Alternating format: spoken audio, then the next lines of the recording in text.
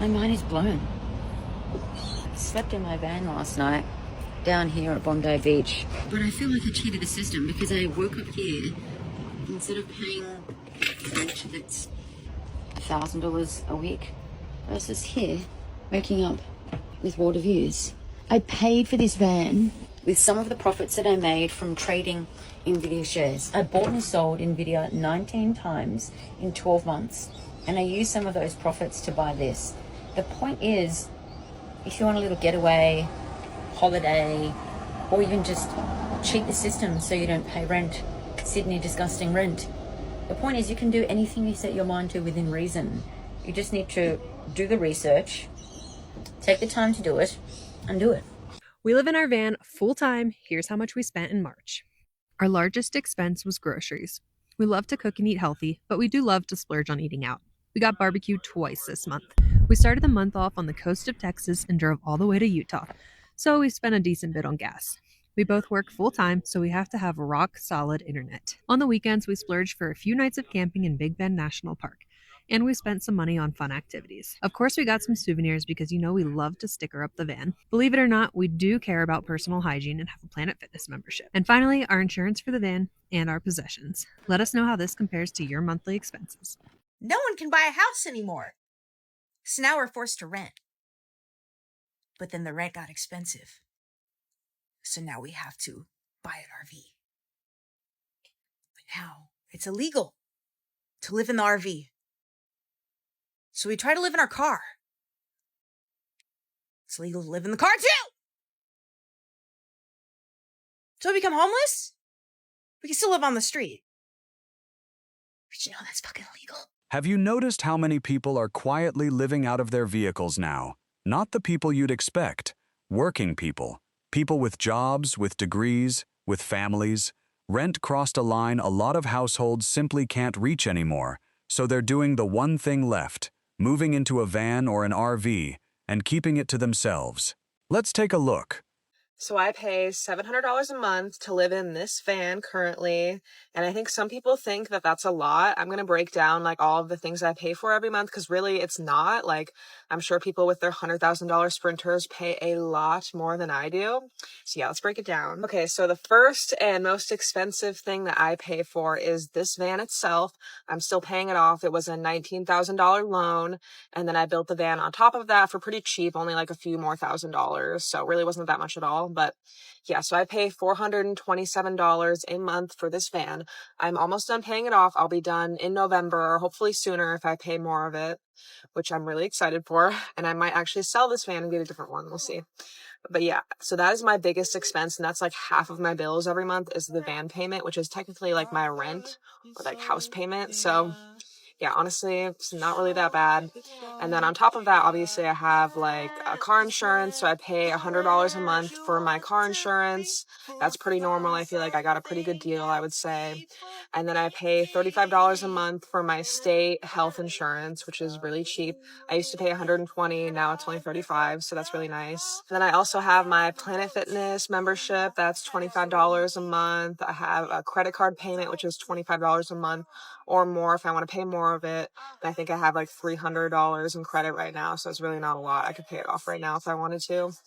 And then the last thing is my student loans, which I'm not super stoked about paying off. So I've only been paying the bare minimum of $25 a month. But I think my loan's only $3,000, so I could also pay that off right now, but I just choose not to because I don't want to.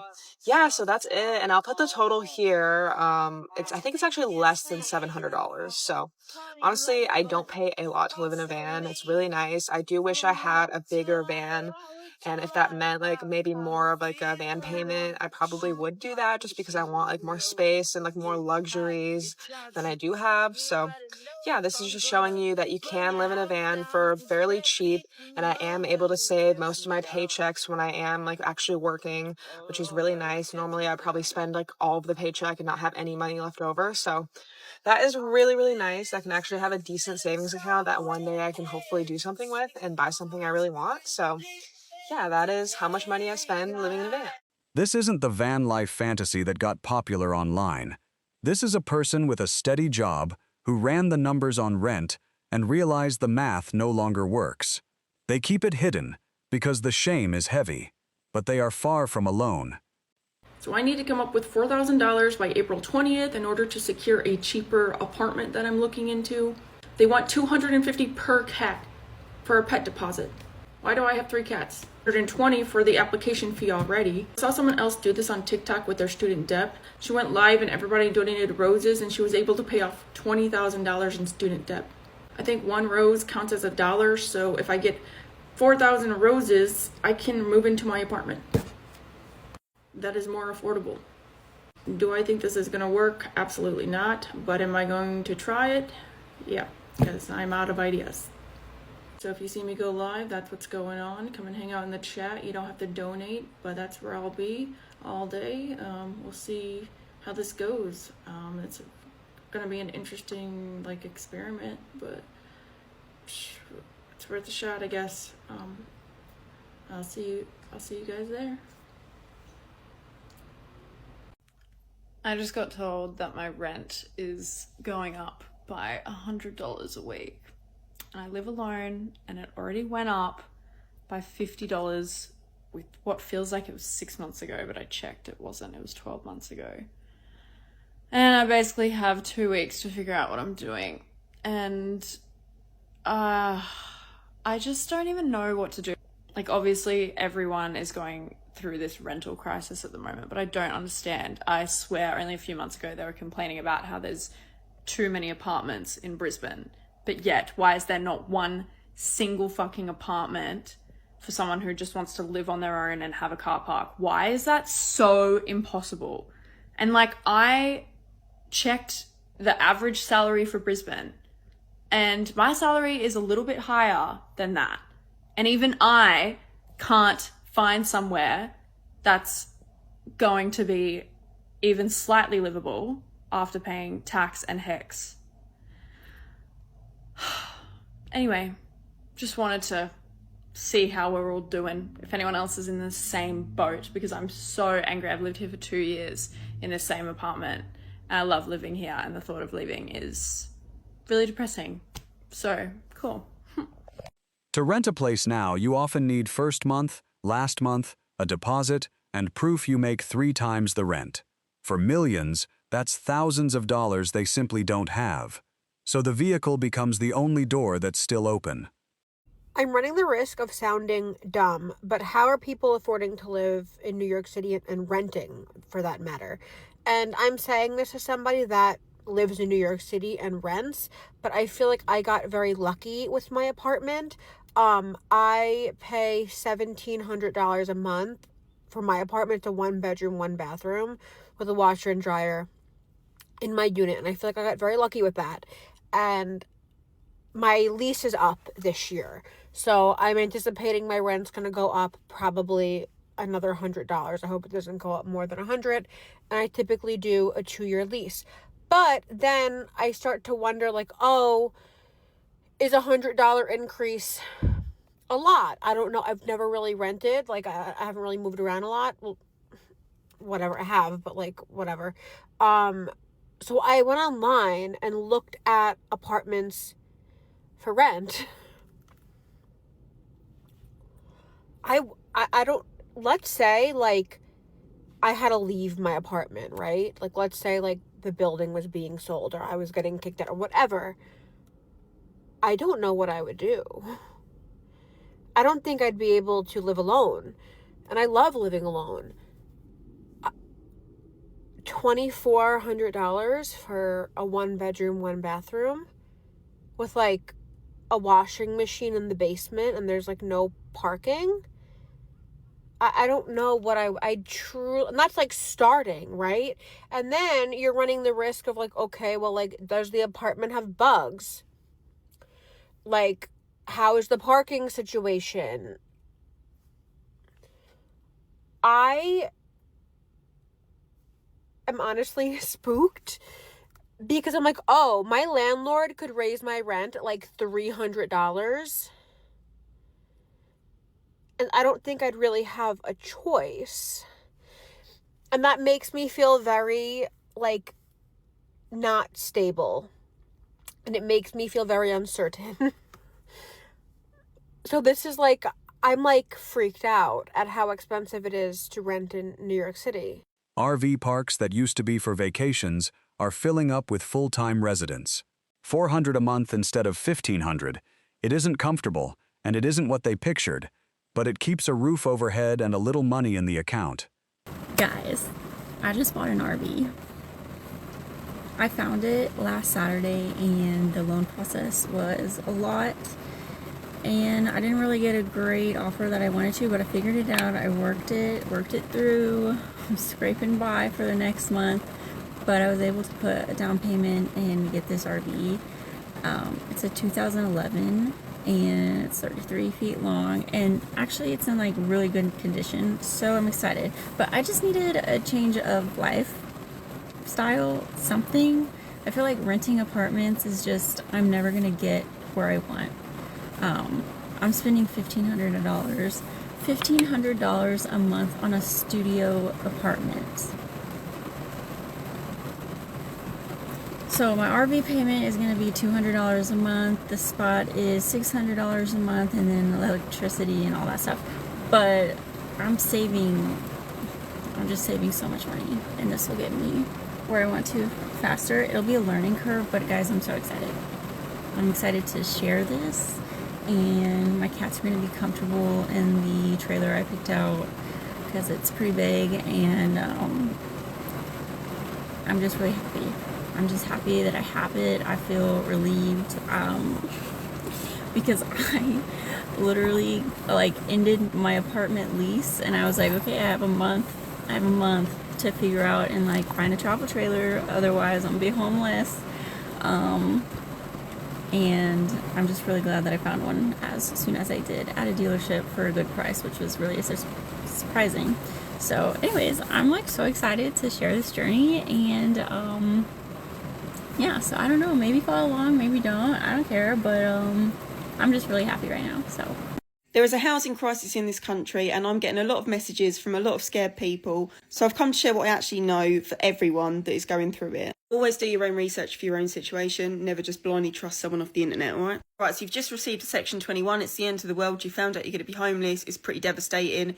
Don't worry. Section 21 does not automatically end your tenancy, as you are about to find out. It's a long process, I'm sorry. First thing that you need to do is go to your local council and put a homelessness application into them. They will then owe you what is known as prevention duty for up to 56 days. This doesn't mean they're automatically going to go and find you somewhere to live. At this stage, they will likely try and negotiate with your landlord and possibly help out with rent arrears if that's the problem. Your landlord will then have to go through the courts to obtain a repossession order. Until you get that repossession order, don't even think about it, honestly. The repossession order will give you the date that you actually need to leave by. However, the council will tell you to ignore that and to wait for the bailiffs in a lot of instances. This is where it falls apart for everyone involved. Obviously, the landlords just want their property back. It's costly for them. It's stressful for the people involved. I was in communication with my landlord throughout the whole process. It was very much understood that I was happy to go. But if you leave of your own volition, the council will say that you have made yourself intentionally homeless and they will not help you. Don't leave the property. Make sure you pay your rent on time. Truthfully, the next part's a bit of a blur and it's going to vary for everyone. I think I knew I was going to be homeless for about 6 months, and I made myself very ill in that time, worrying about the unknown. As soon as you get the repossession order, you call the council again. And then on the day that you actually do get made homeless, whatever way it happens, whether they find you somewhere before or you do have to wait for bailiffs, you ring the number, they're going to find you somewhere to sleep for the night. It might be in a hotel, it might be in a temporary accommodation property, it might be that they get a new build and they ring you up and they go and have that house straight away. You don't have to go through that. Every council varies, but it will be all right, and worrying about it is not going to help your situation whatsoever. Until you get that repossession order, all you can do to help yourself is make sure that the majority of your stuff is packed and that you've got an idea as to where you're going to store it. Look at alternative renting options, although there aren't many, which is where the real problem actually lies, but you know. The hardest part is staying invisible, showering at the gym, parking somewhere different each night, hiding it from coworkers out of fear they'll be judged or even let go. Carrying all of that quietly, every single day. I moved my family of 5 into a 36-foot-long camper, and I'm here to take you guys on the journey with me. It didn't make sense for us to continue renting when our dream is to build a home. We're currently parked on land that's not ours while we scout for land that fits our family goals. We have pretty big dreams to build something that'll last generations. I already have my husband in training building things. I'll be sure to have my whimsical garden in no time. Until then, see you guys later.